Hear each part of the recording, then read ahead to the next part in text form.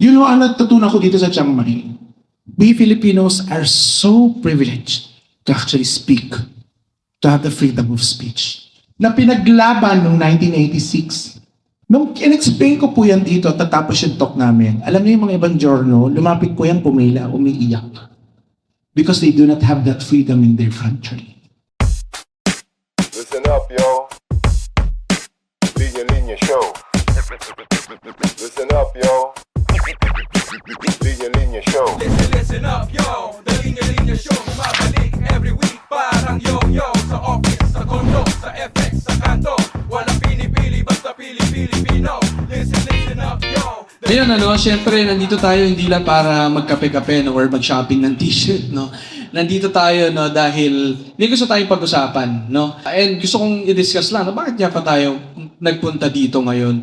No, kami sa Linya Linya, bukod sa content creation and merch production, sinisikap namin noon pa man na makiambag sa nation building. At naisip namin, bahagi tayo ng community, kaya nararapat lang na makibahagi tayo at magbahagi sa community. So, sinimulan namin itong tayo-tayo, intimate events dito sa Linya Linya HQ, no? Meron na kaming mga nagawang music gigs, may spoken word poetry night, may live podcast, may workshops, at bukas may stand-up comedy dito bukas. No? So, parang binubuo namin itong space na to para sa iba't ibang mga events, no? Pero, tingin ko, isa to sa mga pinakamahalagang event na magagawa namin for tayo-tayo. Itong ginagawa natin ngayon. Ang tanong na iniisip namin, sa mga nangyayari sa Pilipinas ngayon, may magagawa pa nga ba tayo? At tingin namin, oo. No? May mahirap ang sitwasyon ng bansa. No? Pero sa kabila nito, alam natin, ang totoo, may magagawa tayo. At alay ng linya-linya, ang espasyo at entablado, online and even offline ngayon, para pag-usapan yung ilang mahalagang issue ng lipunan. At pakikinggan natin ang ilan sa mga Pilipino doing the work. May ginagawa at may nagagawa sa kanilang mga advokasya. At sa tayo-tayo, totoong tayo-tayo ang mag-uusap at pakikinig sa isa't isa para mas magets natin ang isa't isa. No? So tayo-tayo rin ang magtutulak sa tingin nating hangad nating mabuting pagbabago. No? So this event is our small way of turning confusion into clarity and frustration into action. So relevant at may kabigatan yung topic na pag-uusapan natin, pero tulad ng style ng linya-linya, tinatry namin gawing mas casual siya, mas light, pero malaman pa rin at makabuluhan. Simulan natin ang hapon natin kasama ang isa sa mga respetado at pinagkakatiwalaang boses sa larangan ng education, public finance and policy reform. More than just an economist who played a key role in shaping tax policies that promote economic growth and equity, she is a long-time advocate for truth, transparency, and real change in public service, rooted in empathy. Bilang former Department of Finance Undersecretary at ngayon ay CEO ng Sinergia Foundation Inc., patuloy ang pag-empower niya sa mga komunidad through education and better governance. No? Everyone, please welcome economist and governance advocate, Dr. Milwida Nene Guevara. Salamat, Ali. Gandang hapon po. Delikado na ako.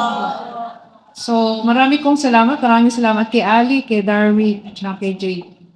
Natutuwa po ako makaniig kayo ngayong hapon. Alam niyo po, nagsimula ako ng pagsisilbi sa bayan noong panahon ni Fidel Ramos. Kilala niyo ba si Fidel Ramos? Isa siya I think sa akin, pinakamagaling na pangulo. Kasi isa siyang modelo. Mabait, maunawain, binibigyan ng karapatan at kahalagahan ng mga tao. Tapos, napaka-workaholic niya at napakadami niyang reforma na makayanig damdamin, makayanig daigdig ang ibinigay. So, kita ko, yung mga cellphone kayo, salamat kay Fidel Ramos, ha? Kasi nung panahon niya, walang cellphone. Kasi may monopolyo kumbaga PLDT lang.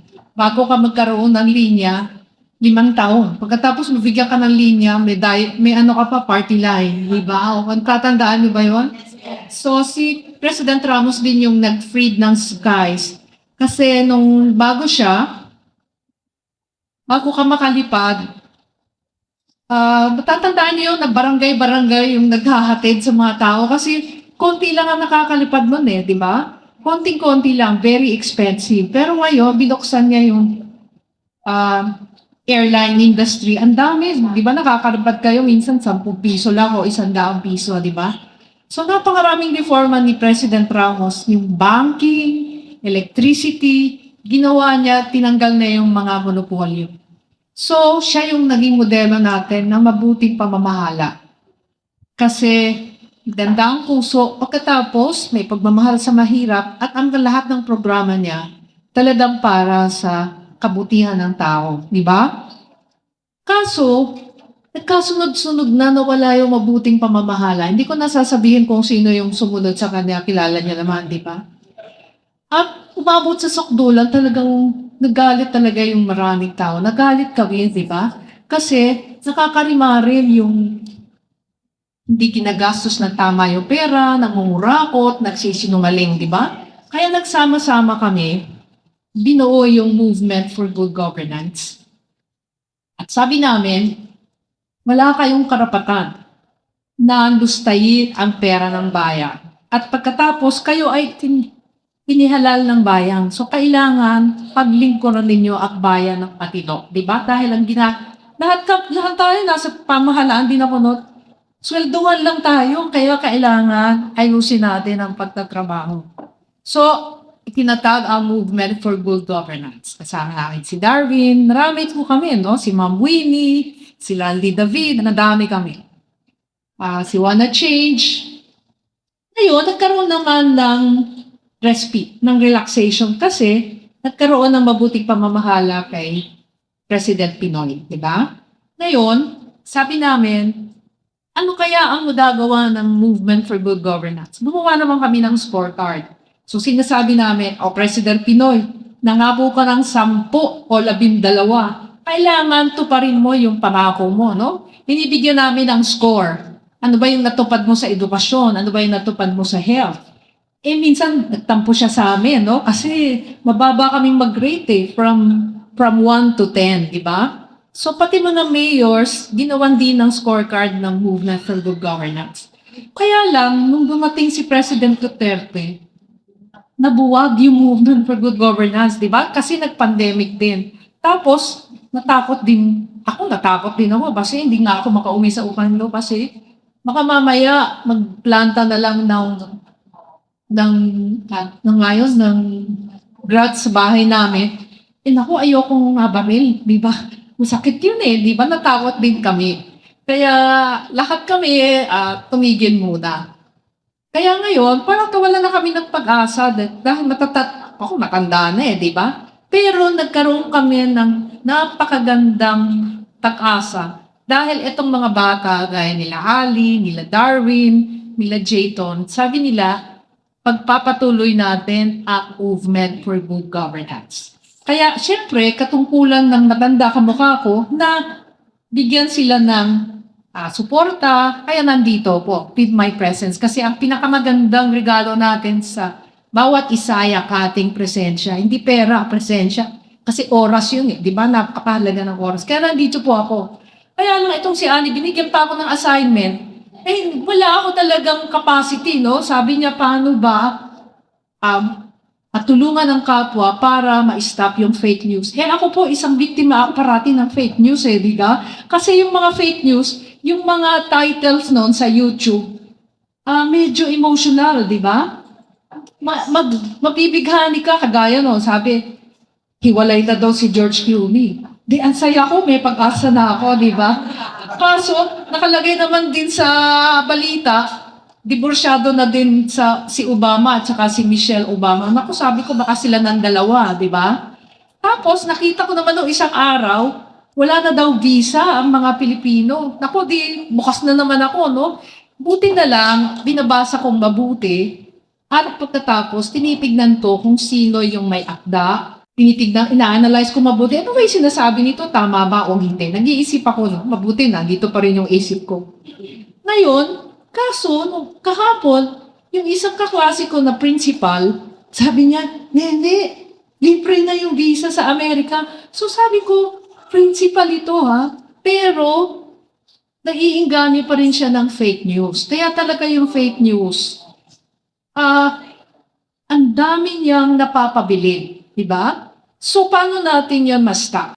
Oo, pumapatol na ako ngayon dun sa mga, dati hindi ako pumapatol sa Facebook eh. Nakita ko na napakalaki siyang chance for advocacy and also for correcting people. Lalo na nung kay Mr. Duterte, di ba? Ang dami nilang pinost na yung pala sa Sweden pala yun, o sa Lithuania, o sa Amerika, sabi nila, ang daming mga tao na nagre-reklamo dahil dinala si Mr. Duterte sa The Hague.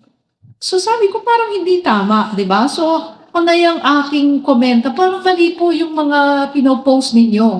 Tapos, ang ginagawa ko din, tinatapot ko yung mga teacher at saka yung mga principal. Sabi ko, hindi ba alam na bawal sa inyo maging political person? So, nagko-comment ako sa kanila at saka tinatapot ko sila.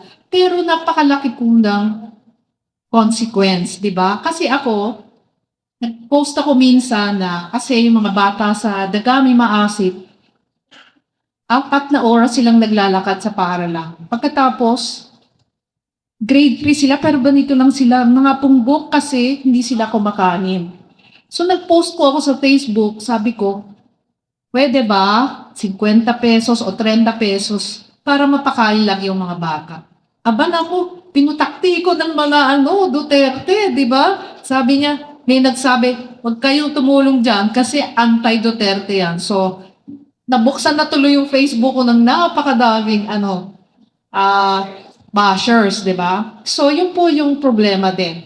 So, in the very short term, pwede tayong magsabi, parang mali yung post mo, huwag kang forward ng forward. Kasi ang sinergiya po, yun ang aking organisasyon, kami po ay nagbo-workshop sa mga nanay, tatay.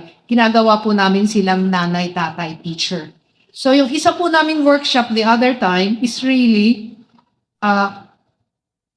training the nanays not to be able to spread fake news. Kasi mahirap mag-spread ng fake news di ba? Ano yung problema doon, ma'am? Pagka nag-spread ka ng fake news, forward ka ng forward, mali naman pala. Ano nangyayari? It will cause confusion and it will lead to chaos. Ikaw, ma'am, anong problema pag forward tayo ng forward ng fake news? Misinformation, tapos hindi mo sila na-educate. Yung klasikong principal yun pupunta na daw sila sa US Embassy kasi libre na yung visa na. Ako sabi ko, huwag kang maniwala doon kasi fake news yun. So, napakalaki ng problemang idudulot, no? Tapos, atibotante natin, hindi bumuboto ng maayos, di ba? Kitang-kita naman ninyo, alam ninyo, ng panahon ko, ang mga senador noon, si Senator Ponce Enrile, si Senator Maceda, si Senator Salonga, naku, ang gagaling. Talagang kailangan mag-prepare ka every meeting. Kung hindi, mamumura ka nila kasi tatanga-tanga ka, di ba? Ngayon, yung ating nagiging Senado, naku, parang shooting, Bawawi. Tapos, merong action star. Dalawa ang action star doon, di ba? So, dahil nga, naniniwala sila sa, kagaya si Mr. Malasakit, di ba? Pera ng bayan yun yung malasakit, di ba? So, bakit mo bibigyan ng utang na loob yung, kumbaga, pera po natin yun. So, maganda, ginagamit din po natin yung ating Facebook account for the truth and not really to always forward and forward. Yung po is short term. Yung pagre-react natin at bibigay ng edukasyon sa mga kapitbahay natin. Pero alam po ninyo, kailangan sa fake news, critical thinking. Mapanuri, nag-iisip, humihinto, tinitignan, tama ba ito? Sino ba yung sumulat nito? Ano pa ba yung ibang sources nito? O siya lang ba? Diba? Sinusuri kung talagang totoo. Pero alam niyo po, napakababa, napabayaan na po kasi ng panahon at ng pamahalaan ang mga bata. Alam niyo po ba sa pagsusuri sa 44 na bansa, sa critical thinking, yung nag-iisip ng malalim, nag-iisip ng maayos, ilan ng batang Pilipino. Sa 64 countries, nandun tayo sa bottom. Kumbaga, pinakahuli po tayo. Kumbaga, pag nirango mo yung lahat ng bata, lalong-lalo na yung Singapore, hindi talaga marunong mag-isip ang mga bata. Kasi sa paralan, puro memorya, di ba? Puro memorya, who, what, when. Memorya namin, hindi natin pinag-iisip ang mga bata na how, when, why, interpret, di ba? And be creative about it. Kaya po kami, gagawa namin, ang aming pong kontribusyon, talagang pinagsusumikapan po natin na ang batang Pilipino ay mag-isip ng mabuti sa pamamagitan ng exercises sa kwento, bigay ka ng ibang ending nito. Kasi talaga po yung pagsasabi lang ng huwag mo nang i-forward, ito po ay very short term. Pero ang long-term solution po, talagang maayos natin ang mga bata, maayos natin ang mga nanay. So, kayo po, malaki yung magagawa ninyo sa inyong mga anak, sa inyong mga kapitbahay, sa inyong mga kaibigan. Huwag na lang puro chismis, di ba? Huwag na lang puro kwento. Si Nora Honor, di ba? Namatay din si Haji. Puro gano'n, di ba? So, magkaroon po tayo ng diskusyon. Ano ba yung epekto ng polisiya ni Trump sa Pilipinas? Daling ba Pangulo si President Marcos, di ba? Sino ba? Si ayuda ba ay karapat-dapat? Ito ba ay nagpapalakas ng mahirap? Kung tayo po ay magiging malalim sa pag-uusap at sa pag-iisip, makakabibero po tayo ng critical thinking at magkakaroon tayo ng pagkakataong balirig kung alin ang tama at mali. Marami kong salamat. Maraming salamat, Ma'am Nene, na nakapag-notes ba kayo doon? Grabe, no? And maganda naman na alam natin na noon na yung fake news man binipili. No? Bata, mas matanda, sakop tayong lahat. Ano? And maganda makarinig din tayo kay Ma'am Nene. No? And kaming sa mga mas bata naman, at least naririnig nyo rin. Kasi nararanasan nyo rin sa mga nanay nyo, sa mga tita nyo, no, na natatamaan din noon. Ano? And kung paano na-handle. No? At ganda na sinabi ni Ma'am, no, na hindi lang basta mag-social media at pumindot, pero kailangan nandun yung pag-iisip. No? At saka, pero yun, long term, no? And ano, alam ko nga, sabi ni Ma'am, na maraming mga balita like yung mga break-up, ano, ganyan. Na pwede naman, no, na nababalitaan natin, pero maraming halagang mga isyong panlipunan na dapat rin nating natututukan. Okay, yung pangalawa nating speaker, no, kilala nyo na marahil dahil nagmula siya sa Drag Race Philippines Season 3 o sa kanyang mga tita videos online. May mga nanonood dito for sure. Alongside being a content creator, her unique take on performing arts is a prime example of how even serious matters can be balanced with lightness and humor, along with a deep sense of care para sa komunidad, para sa katotohanan, at sa wais na paggamit ng plataforma. Everyone, handa na ba kayong magtitahan? Ano, let's go. Give it up for the lip sync assassin and finalist of Drag Race Philippines Season 3. Not his, not hers, not theirs, but your Tita Baby. Magandang hapon po sa inyong lahat. Gusto ko sana lumapit sa inyo, no? Pero ang iksi ko kasi nitong mic, lumapit na lang po kayo dito pag gusto niyo akong kausapin. Alright. Allow me to introduce myself. Magandang hapon po sa mga nanay dito. Naku, sana pala nag-drag ako. No? Makikita kung pare-pareho tayo ng buhok. Ha? Allow me to introduce myself. Ako po more popularly known as Tita Baby on social media. And nabanggit niya kanina ni Ali na yes, I'm from Drag Race Philippines Season 3 at pinalad po akong makatapos ng top 4. Wow, di ba? Right. So, saan po nagsimula itong si Tita Baby? Ang totoo kong pangalan ay Ryan. No? Ang pangalan ko po ay Ryan Pronstroller. Yan ang aking apelido. Imported, no? Oh, dapat nga local na lang ang binili ko, mas mahal eh.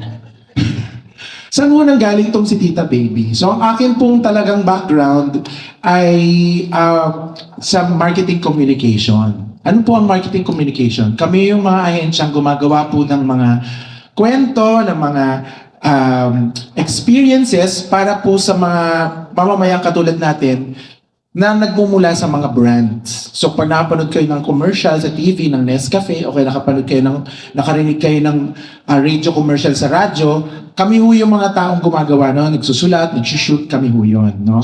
So yan po ang aking natapos sa college. Tapos I went straight to working for advertising agencies. So most of my life, I'm 47, hindi buka, di ba? Oh. Sasabihin ko sa inyo kung anong iniinom. Hindi ho barley. Okay, budol sa barley. Nabumili ka na ng barley, ano? Oh, very good. Okay. So most of my life, half of my life, I've been in advertising. So yan po ang aking trabaho. Pero dahil sa aking, I'm sure kayo rin naman po, meron kayong mga pangarap sa inyong mga sarili na makamtan ninyo ang inyong kaligayahan, ang sumakses. Di ba? So ako nung mga 20s talagang nagpupuyat, papakahirap para ho ma-attain ko po ang aking mga pangarap. Pero hindi rin ho ganun kadali yun. And I'm sure you know na hindi, kung ano yung una yung plano sa inyong buhay, minsan hindi mo nangyayari, So ako ho nag-shift. Sabi ko, ayoko na mag-advertising. Mag-i-entrepreneur lang ako, mag-negosyo ako. So nag-start ho ako ng sarili kong restaurant. Meron ba ang alam sa restaurant? Wala. Kumain lang po ang alam ko. So hindi rin ho nag-succeed ang aking restaurant business. After that, sabi ko, ano ba ang aking passion? Para sa mga bata dito na maghahanap at magkakaroon kayo ng trabaho in the future, maririnig nyo to. So bantayan nyo. Sabi, di ba, find a passion in your life and turn it into something that will earn. Para you're not working every day. You will never work a day in your life. Hindi ho totoo yun. Because kahit yung passion ang mahanap ninyo, you still have to work hard for it para masustain. No? So do not be disillusioned by, eto passion ko. And then, okay na, masaya na lahat. Hindi ho ganon. Which happened to me, so I turned into people development. Ano naman ho ang people development? Ang dami ko na pinagdaanan, I am a leadership and self-mastery coach. So tinuturuan ko ang mga tao to reach their dreams. Ano ba ang mga sikreto to reach their dreams? So for 25, 30 years of my life, yan ho ang ginagawa ko. Pero hanggang nung mga panahon na yon, hindi ko pa rin talaga ma-attain yung success, financial success, emotional success, spiritual success, at saka happiness na ating gustong ma-achieve. Hindi ba? Okay. So yan ang aking half of my life. This is what I've been doing as Ryan. Now, because naghahanap ako ng success, tayo tinamahan ng pandemya, sabi ko, naku, ano ba kailangan kong gawin? Sumasakit na ang likod ko, naku, nakaka-relate na tayo dito, masakit ang likod, sumasakit ang tuhod. Tatagal pa ba akong magpupuyat, magtatatrabaho? Di ba? Sabi ko, tigil lang muna natin to. Babalik ako sa kung ano yung gusto kong gawin. And then I became a content creator. That is where Tita Baby was born. No? Sabi ko, I want to do something na para sa akin lang. Kung hindi magustuhan ng mga tao, wala akong pakialam. Kung hindi matuwa ang pamilya ko sa ginagawa ko, wala akong pakialam. This is my time for myself. And this was when I was 40 already. So it took me 4 decades to actually find the courage to find out who I really was. And then I discovered Tita Baby in the process. So nag-start po ako as a content creator.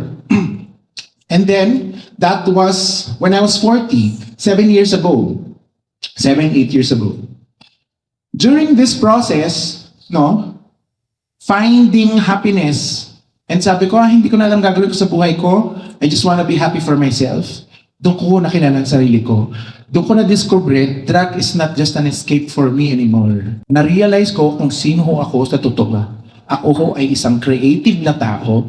Ako ho ay isang performer. Ako ho ay funny na tao. Nagpapatawa ho ako sa mga videos ko, kung mapapansin nyo. And I have values that I want to share. At dahil mo dito sa drug na aking na-discover, na kaya ko ho gawin. Lumabas nga ako ng drag race na top 4. Ang galing ko pala. Diba? Itong mga bagay na to na-realize ko lang dahil sinubukan ko isang bagay na matagal ko nang kinakatakutan. Ang katotohanan about myself. Nayakap ko ang aking pagiging LGBT. I am proud of it already. And, ba't ako umiiyak? Sakta kasi likod ko rin. So, ang katotohanan mo ay hindi mo biro yan. No? Mahirap siyang harapin. I'm sure maraming mga chismis na ating inuulam araw-araw na hindi na natin inaalam kung totoo o hindi. Kasi masarap lang namnamin Pero, minsan, mga chismis, alam natin yung totoo, ayaw natin harapin. Kasi difficult kong harapin ng truth. Now, coming from drag, nakita ko nga ang sarili ko, ang totoo about who I am. Marami akong natutunan. Sabi ko, I realized I was brave. I realized I was talented. I realized I can influence people. I realized I'm a storyteller. I realized I'm a good performer. Huwag niyo lang po akong pag-splitin at saka pag-tumblingin. Kasi baka susunod nating venue po, ospital. Wow. Alright, so my truth gave me a name and that is Tita Baby. It's not all about the name. It's also a place and a platform. So moving on, I discovered Drag Race Philippines. Nakapasok po ako, edition twice. Nakapasok ako. Eto ako! Oh. Sabi ko sa inyo, magkakaisi tayo ng buhok Pare-pareho tayo ng buhok. Bakit Tita Baby ang pangalan? Sino sa inyo ang may kumaring Baby ang pangalan? O kaya Tita, sa inyo, sa mga bagets, na Tita Baby ang pangalan? Lola, o kasi bata ka. Noong panahon ko, ito po ang Tita Baby ko. Hindi sila magkakakilala. So pag nagkikwento kami ng nanay ko, ito si Tita Baby Azucena, may pa-apelido. Si Tita Baby Alcid. Si Tita Baby Cruz, yan ang kailangan may apelido. Sa sobrang dami kong Tita Baby, sabi ko, bakit di nila Tita Baby ang pangalan ko? At sa pangalan nito ay nakakuha ako ng platform, which is the drag. Which is my artistry on drag. Yun lang, doon lang po nagsisimula yung kwento ko. The better half of my drag career is actually when Probe reached out to me and sabi niya, gusto mo magtrabaho together? Sabi ko, sige, maganda to. Kilala niyo ba ang Probe? Sino ang mayor ng mayor? Sino ang... Pag sabing Probe team, okay, Probe Production, sino naalala niyo? Cheche Lassen. Very good! Bigyan na ng jacket to. May jacket ba kayo linya-linya? Wala! Nako, unfollow. Bibigyan ko ng konting background why Probe is very relevant at saka very important in our history. 1986 was the last year when the Marcoses owned the Philippines. We were free from their dictatorship and natamasa natin ang freedom natin. And part of that freedom was our freedom of speech. Dati, they were controlling the news, right? Pag merong tumaliwas sa balita, kangkungan, di ba? Kangkungan ang punta. Sana may toyo at saka may suka, parang kangkong adobo. Ang galing ni Mami! Ang galing ni Mami, adobong kangkong, di ba? Pero hindi yun ang ending. So 1987, natanggap natin ang ating kalayaan. Pinaglaban through natin yan sa people power at sa revolution. At nagtayo po si Madam Cheche Lazaro ng Probe team to tell real stories. They were the first of its kind. They were a news magazine format on TV, which are formed by journalists. Okay lang? Hindi content creators, hindi mga chismosa, mga journalists. Diba? Pag tingin ko sa chismosa, sa inyo ako tumingin, Vlog ba ako, brother? Okay. So, but in our partnership with Pro, sabi nila, they follow some values. And one of them is, of course, truth-telling. And I was like, if I am going to collaborate with a organization that speaks of truth, how will that relate to me? Ano ba ang kwento ko para sa katotohanan? Ano ba pinaniniwalaan ko pag sinasabi natin katotohanan? Ano pa paniniwala ko dyan? Nakwento ko sa inyo, I was part of people development. Ako po ay isang certified life coach. Isa po sa mga scientifically proven na ways to succeed and be happy if you accept your personal truth. Sino ka ba? Ano ang hilig mo? What makes you sad? What makes you happy? Tanggap mo ba ang iyong history bilang isang individual? Pag yan niyakap mo, mas malapit ka sa success. Mas malapit ka sa happiness. Mas malapit ka sa mga gusto mong i-achieve sa buhay. And that's been scientifically proven. And I teach that. Okay? So sabi ko, alam mo, sa tingin ko tama itong partnership na to. Let's work together.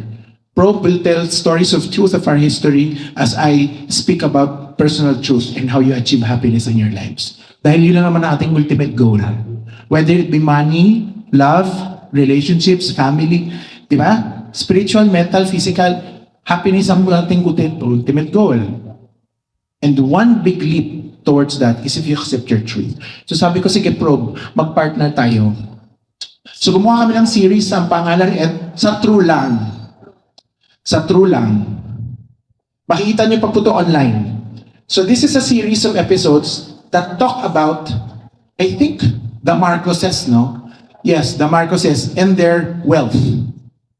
Particularly, kaya ako mukhang matrona dyan na yayamanin kasi pinag-uusapan namin dyan ng mga alahas na na-sequester noong panahon ng Marcoses. At the difference between them and other organizations that speak about the truth, sila kasi, meron sila mga tape. Alam niyo po yung mga tape?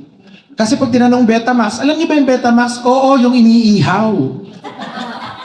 Di ba? Alam natin kung ano ang Betamax, di ba? Sila, iba ibig sabihin ng Betamax. Merienda ang Betamax sa kanila. May mga tape noong panahon na physical yan. Tayo ngayon digital eh. Di ba? Kung gusto mo makakita ng video kung paano napatalsik si Marcos at kung totoo ba o hindi ang People Revolution, pumunta kay Probe. Meron silang pruweba. Naka-tape. Eh naku, Tita Baby, may mga AI na eh. Sorry. Tape, walang AI to. So to bring the tapes to life in the new world of digital age, we collaborated. Dinidigitize nila ngayon yung tape para magamit natin online. Kasi hindi, may computer ba kayo kasya ang tape? Wala. Wala kasing ganon. Okay. So this is a series of truth-telling stories from way back then. Tsaka hindi naman yun malayo, 1987. 8 years old na ata ako noon. Now, ano mo ngayon ang aking mga experiences since Probe and I have partnered? It took me places. So this one, we do a school tour in the Philippines. Ang galing na po ako ng Davao, nag-school tour na kami doon. Galing na po ako ng Rizal, nag-school tour na po kami doon. We talk about what Probe and the content creators do. Hindi lang po ako ang partner na content creator. No? May kasama namin si Mighty Magulang, si Makoy Dubs, kilala niyo yan? Yan. Tsaka sila Doc Carlo, at meron pa mga ibang content creators na partnered with Probe. And we do school tours to educate the young ones about the history noong 1987 onwards. Yung kanilang archives po, since 1987 hanggang ngayon meron silang archives. So kung gusto niyo ng video ng history, yun ang perfect resource. Okay. So syempre, hindi lang po ako nandito sa Pilipinas touring the Philippines in schools. This is also another local school, university naman to, UP. This is the first ever Maki Fiesta. It is a media and creatives festival kung saan nakikita-kita ang mga journalists, sa mga tao sa media at saka mga creatives. Pinag-uusapan kung ano yung mga mahalagang issue, etc. So this is one of the privileges and honors of my life and as a career as a drag queen to be relevant in a level that is beyond just entertainment. Pag sinabing drag queen or female impersonator, anong naiisip nyo? Entertainment, split, dumpling, sexy, Beyonce, Lady Gaga. Diba? Fashion. Tama. Hairdressing, wig, styling. Diba? It's all about a certain lifestyle. But here I am, privileged to be sitting together with Cheche Lazaro to talk about truth. And why do we do this? Because people need a bridge between the truth and the audience. So yan po ang pinupunan ng butas ng content creators. So, another, sinong drag queen? Sabi ko nandun ako nakatayo, nakaupo ako dun. Sabi ko, it's a privilege to be here and an honor. Sinong bakla ang pumasok ng Senate of the Philippines? Ay sabi ko, teka lang. I-qualify natin yun kasi maraming baklang pumasok sa Senado. Mangusay ng pa. Sige, palitan natin. Sinong drag queen na nakapasok ng Senate in the Philippines? Pita Baby lang. And here, we were talking about this partnership really and why it is important to bridge the truth to its audience, which is kayo, tayo. Even ako po ay isang audience ng katotohanan. You consume social media content, I consume social media content. So sa 2025 darating na eleksyon, number 02 sa balota, ako po yun. Hindi, joke lang. Baka bigla ako manalo eh, hindi naman ako walang COC. Fake news yun. Okay. One of the most prestigious siguro efforts that experiences that I had with Probe, lumipad po kami ng Chiang Mai, Thailand. We arrived there for the Splice Media Festival, Splice Asia Media Festival. It's an international festival ng journalists from all over the world. From Myanmar, from Southeast Asia, from kung ano na pang bansa sa Southeast Asia, from Europe, from Asia, sa even the Americas, no? Journalists, at least 300 journalists ang kausap namin when we were talking about the project between Probe and myself and content creators. And you know what? I was just saying na parang ako po nandito to help bridge the gap. Yun lang naman po ang aking role. To help bridge the gap. Gumagawa po ako ng content together with Probe. Hindi po sila ang gumagawa completely, tapos pinapasa sa akin, ina-execute po lang, hindi ko ganun. It's a collaboration. We sit down and we really talk about how to execute a story together. Nung in-explain ko po yan dito, tatapos yung talk namin, alam niyo yung mga ibang journal, lumapit po yan, pumila, umiiyak. Because they do not have that freedom in their country. They do not have the freedom because their government is curtailing the truth, is curtailing freedom of speech, may mga journal na nandun sa Thailand who are refugees from other countries. Hindi sila makauwi kasi papatayin sila ng gobyerno because they're just telling the truth. Sabi ko sa inyo, the truth really is sometimes mahirap to accept. But the truth will set you free.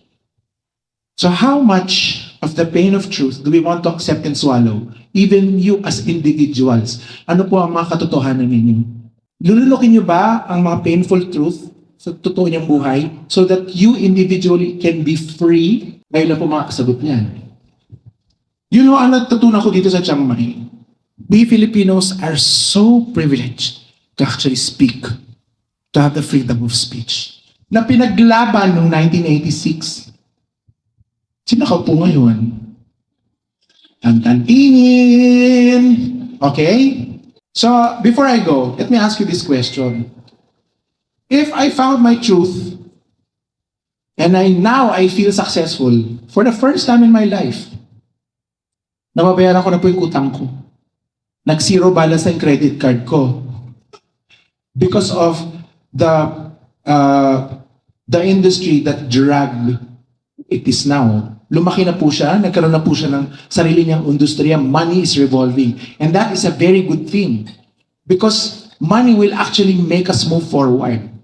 If we embrace poverty so much, hindi mo tayo uusad. No? Hindi na mababayaran yung utang ng itlog dun sa tindahan pag wala kayong barela, di ba? So now, I am financially more successful than before, far more successful than before. I am happier now because I am enjoying my drag career. I can be who I want to be. Diba? Despite the judgment of other sectors, I don't care. Masaya ako, kayo hindi. Sinong talo sa atin? Sila. So ang tanong ko sa inyo, if you embrace your truth as individuals, and if we embrace our truth as citizens, saan kayo individually pupunta, makakarating, at saan natin pwedeng dalhin ang bansa natin. Eh ngayon, di ba binabali nila ang katotohanan? Sila pa ang kawawa. Sila pa ang kawawa. Eh kayo na nga itong may mga alahas na marami dati, ngayon kayo pa yung kawawa. Dahil nawala lang yung ibang alahas, hindi nga inyo yun eh. In the first place, sa atin yun. Di ba? So imagine niyo na lang kung ano ang tatahakin nyo in the future pag nayakap nyo ng inyong personal truths at saka ang katotohanan natin sa history natin. So if you want to learn more about the truth of our history and perhaps your personal truth, you can contact me and of course Probe Team for the work that we do. Okay, ako po si Tita Baby, not his, not hers, not theirs, but your Tita Baby. Magpapasalamat. Thank you for the time. Thank you. Palakpakan natin si Tita Baby. No to drugs, but yes to drag. Ano? So marami, nabuksan din yung na mundo ng linya-linya sa drag dahil kay Tita Baby, nung linya-linya land natin na event, di ba, last time? Nandun din ang learning lab, napanood natin siya. No, napakagaling. No? Example din si Tita Baby ng isang individual na nahanap yung kanyang passion, no? Kanyang creativity at kanyang sarili. At nung nahanap niya, ginamit niya yon para ipaglaban yung katotohanan. No? So, at kung gusto natin mapanood, iba pang mga content ni Tita Baby online, nag-partner sila with Probe. Ang ganda ng mga videos nila doon. Tulungan natin sa ikalat ang tama, no, at ang katotohanan. Again, palapakan din natin ang Probe team na nandito. Na example kaming mga nasa linya-linya na mga lumaki sa Probe. At na happy kami na makita na tuloy-tuloy ang Probe para sa paglaban sa katotohanan. At marami silang mga videos na ginawa mula noon na mahalagang mapanood ulit ngayon. At ang ganda na tuloy-tuloy din yung creation nila ng mga bagong videos naman at saka bagong materials para ipaglaban ng truth. At nandito na tayo sa last speaker natin. Baka familiar kayo sa kanya at napanood nyo na siya sa television bilang reporter. With her sharp reporting and strong presence on social media, her goal is simple: hanapin ang nilahad kung ano ang totoo na may kasamang kape habang nagkukwento sa'yo. Our last speaker is an award-winning journalist who's been helping Filipinos understand what's really going through honest and crystal clear reporting, especially on complex national issues such as transportation, economy, and consumer affairs in the Philippines. Dahil dito, she has become one of the country's most trusted voices in the fight against the era of digital misinformation. Palakpakan nating lahat si Miss Jackie Manabag. Maraming salamat, Linya-Linya, sa pag-imbita sa akin. At maraming salamat sa inyo dahil naglaan kayo ng oras para makasama namin kayo. Hindi biro maging magpunta rito ng ganitong panahon, Biyernes. Tama ba? Hapon. Wow, maraming salamat. Pero bago tayo magsimula, gusto kong ipikit niyo muna inyong mga mata. Pikit walang dayaan. Pikit niyo inyong mga mata. Pikit. Ngayon, itaas ninyo inyong mga kamay kung makaka-relate kayo dito. Pakiramdam nyo ba, iniwanan na kayo? Taas ang kamay ng mga iniwanan. Pakiramdam nyo ba, itaas ang kamay ng mga hindi pinakikinggan? Ngayon, itaas ang kamay ng tingin nyo, sa hirap ng buhay, wala na kayong magawa. Okay, panatilhin nyo nakataas ang inyong mga kamay. Ngayon, buksan nyo inyong mga mata. Tignan nyo kung sino-sino pa yung mga nakataas ang kamay. Ibig sabihin, hindi kayo iniwanan, hindi kayo nag-iisa. I am a journalist. I am a content creator. I am also, multi-hyphenated. Pero kung gagawin kong iisa lang kung sino ako, I am a storyteller. I want to tell a story about Kana Hamada. Kana Hamada, nakatira siya sa isang remote area sa Hokkaido, Japan. Ngayon, high school student siya pero nanganganib na baka mahirapan siya makapunta sa eskwelahan, o kaya baka hindi siya makatapos. Kasi yung train na dumadaan sa istasyon malapit sa bahay nila sa Hokkaido, Japan, ay puputulin na hindi nadadaan dahil na remote area dulo, wala namang sumasakay, so walang kita yung train. Yung train station nila, it's Q Shirataki Station. So, sabi ng train operator, sige, pagpatuloy natin. Kahit mag-isa lang niya. So si Kana Hamada, nag-iisang pasahero sa dulo sa Q Shirataki Station at nakagraduate siya ng high school, sakay ng tren na yun. Pinutol na lang yung service na yon nung makagraduate siya. Now, ba't ko to sinasabi? Maaring kayo, kakilala nyo ay Kana Hamada. Natingin nyo, iniwanan na kayo, binaliwala kasi, bakit nga ba sila, bakit ka nga ba aabutin ng threat? Mapapagastos na sila. Pwede naman pumunta sila doon sa mas maraming tao, di ba? Bakit naman kayo pagbibigyan ng oras? Bakit kayo paglalaanan ng oras? Di ba? So maaring kayo si Kana Hamada at may mga kilala kayong Kana Hamada. Tingin nyo, ayaw na kayong abutin. Hanggang doon na lang sila. As communicators, a journalist, and a content creator, that is our role. Kung sino man po yung may mga boses sa social media, kung sino man po ang kayang kumausap. So hindi lang siya limited sa mga journalists at content creators. Sa mga kamag-anak, sa mga kapitbahay, at kung sino man. We are all communicators. And we have to be where Kana Hamada is. We have to be where they are. Yung mga feeling nila na pag-iwanan na sila. Dahil kaming mga media, nasanay kami ng ilang dekada na kami yung nilalapitan. Yung train station ang pupuntahan. Hindi ba? Kasi doon ka makakasakay kahit gaano pa kalayo.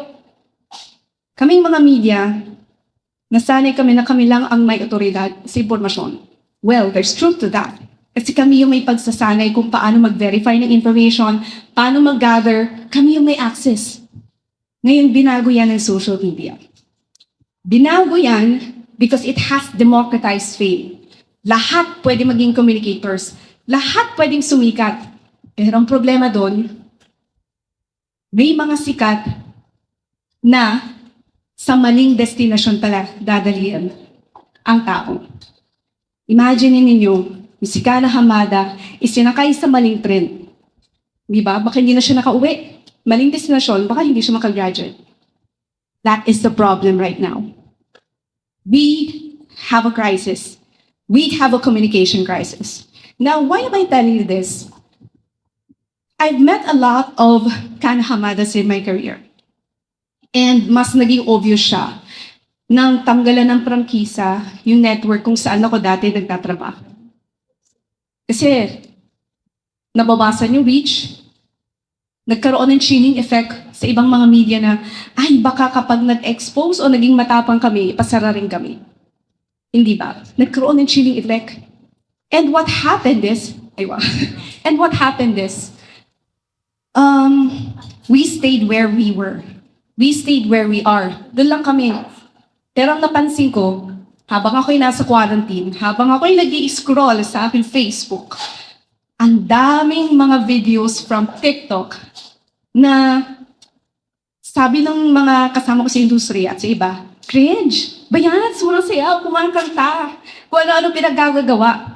Pero alam niyo kung ano nakita ko? Oportunidad na maabot sila. I think the TikTok format, no, not necessarily TikTok, but the infotainment vertical format of TikTok was the language that time. It was a coping mechanism for the Filipinos to overcome social anxiety, loneliness. Di ba ang hirap ng pandemic? Hindi mo makausap, hindi mo mapuntahan yung mga kamag-anak mo, but it was a way for them to connect. To connect. That is the term. That is the term. To connect. So sabi ko, okay, bakit kaya hindi ko umpisahan? So I created TikTok videos explaining the news of the day, showing them behind the scenes, trying to engage with the audience that we have lost. Kasi pakiramdam nila, inalienate namin sila eh. Pakiramdam nila, hindi na para sa kanila yung mga balita. Ikaw ba naman gamitan ng mga salitang datapwat bagamat sapagkat? Parang hindi na para sa atin yun. Puro problema nila, kaya nga we avoided the news, right? But there is a way to do it. And the influencers were some of yung talagang pinag-aralan ko, how they engage. Because that is how we connect. Bakit sila nagagawa nila? Kaming mga journalists who are trained to verify, gather, and have access to information, bakit di naman sila maabot? Kasi, ang understanding doon is sila dapat ang umabot sa amin. Which is not Correct. Dapat kami ang umabot sa inyo. Kahit isa lang ang manood, 100, 1,000, naaabot namin kayo. Naabot namin kayo. And what surprised me is that there is engagement. Nakikipag-engage sila. So, nakita nila na, ay, urin pala tong mga to. Pinakita ko kasi na hindi lang ako reporter. I shed that serious demeanor ng reporter kang ganito lang tayo magsasalita. Kasalukuyan tayong nasa linya-linya headquarter kasama ang mga magaganda at nagagwapo. So I treated the audience as my friend so that I could reach out to them. Imbes na ibang trend sa maling destination sila mapunta, at least sa trend ko, kahit mahirap, makakarating. Makakarating sa tamang destinasyon dahil tayo yung armed with right fact-check information. At hindi yan limitado sa mga journalists at content creators. Maging kayo, kung kaya nyo makipag-communicate, papakinggan kayo, you should also do this. Now, do not be discouraged. Tinanong ko kanina, tingin nyo ba di kayo pinakikinggan? Di ba meron gano'n? Ilang beses yung sinabi, uy, mali yan, impormasyon na yan. Uy, huwag mo i-send yan. Huwag mo i-post yan, mali yan. Hirap no? Do not be discouraged. Do not be discouraged. We have to play the long game. Now, for my last story, ito paborito kong storya na kinikwento ko sa mga batang tinuturuan ko. Before that, now that I have leveraged the format, the TikTok, bubuhat lang ako sa glitupuan ng bangko, I became the first journalist in Southeast Asia to leverage the format for news.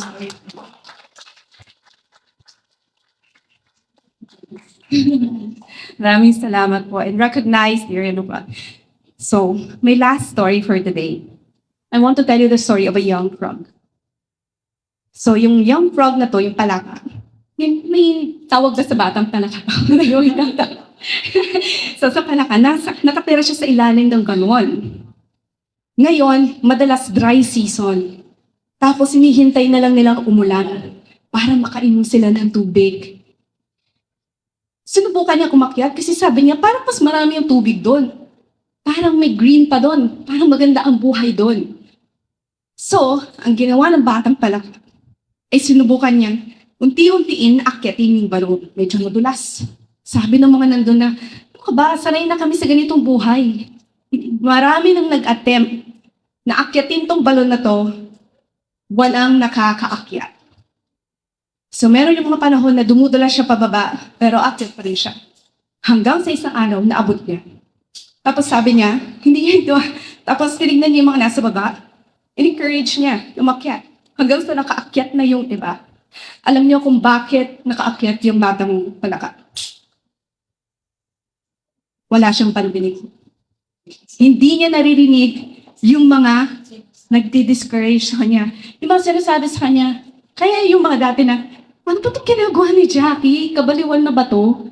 Hindi naman yung journalism Hindi ba? Ang daming kumipigil na pwede nating ng mga paraan para maabot natin yung tao. But that time, marami kumakontra. Ano ba to? Bakit nalang post ng ganito?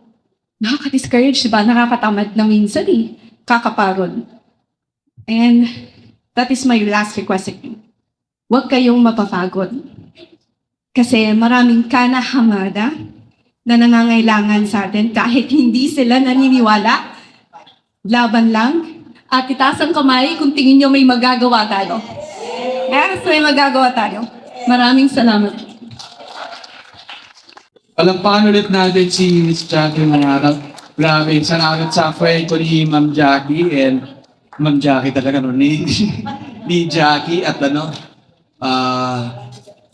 dami na natin natutuhan and ang dami niyang kwento na nakakabigay ng pag-asa na may mga reporters tayo, journalists, merong katulad niyang influencer na marami tayong nararanasan din sa mga ibang influencers na hindi maganda pero nakakabigay pag-asa na may mga good influencers like Jackie Manabat, like Tita Baby. And influencer din yan si Ma'am Nene Guevara kanina.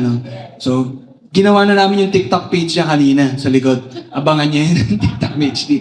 Pero maraming salamat ulit. Palakpakan natin yung mga speakers natin sa kanilang mga kwento, insightful na messages.